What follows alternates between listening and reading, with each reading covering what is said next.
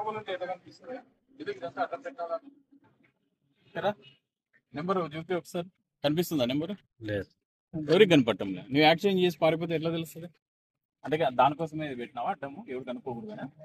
మరి ఎందుకు అది? ఈ లైట్ ఏమిది? ఎక్స్ట్రా లైట్లు హెడ్ లైట్ ఇచ్చాడు కదా బండి కంపెనీ టెస్ట్ చేసి కరెక్ట్గా మనుషుల ముఖాల మీద పడుతుంది. ఎక్కడ పడుతుంది తెలుసా? కరెక్ట్గా నీ ఎదురుకు వచ్చే డ్రైవర్ ముఖం మీద పడుతుంది. అంటే నీకు బాగా సేఫ్గా వెళ్తావు. ఆయనకి ఏం కనపడదు, వచ్చి నీకే అంటే ఆయన ఆత్మహత్య ఏదైనా కాలు వెళ్ళడం ఎట్లా కనిపిస్తుంది డ్రైవర్? కరెక్ట్ ఈ లైట్ వచ్చి ఆయన ముఖానికే పడుతుంది. పవర్ఫుల్ గా పడుతుంది. రోడ్డుకి పడుతుంది, ఇది రోడ్డు కిందే పడుతుంది, డ్రైవర్ ముఖానికే పడుతుంది. ఈ రోడ్డుకు పడుతుంది, డ్రైవర్ కి ఇక్కడ దాకా వస్తుంది. ఈ హారం ఏంటి? కంపెనీ వాడు లేదా హారం? మళ్ళీ ఇవేందుకు సరిపోదేమో. అంటే అట్లా హారం కొడతారు, టోల్ బుల్ రక్తం కారాలి అని మీ ఓనర్కి ఎక్కువేమో కదా. ఈ బంపర్ ఎందుకు వేస్తుంది? డాష్ గార్డ్ అంటారు. ఎందుకు 15 కేజీలు ఉండదా?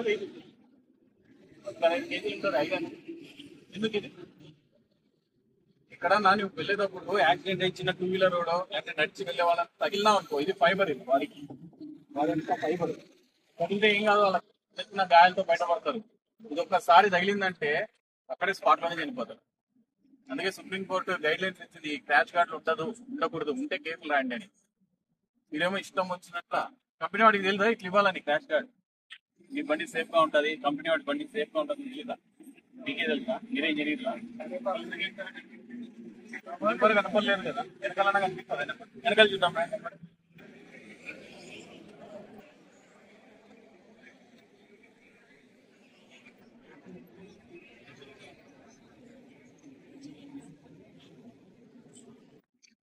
ఈ నెంబర్ కూడా కనపడదు, దానికి అడ్డం పెట్టి ఎట్లా నెంబర్ కనపడదు?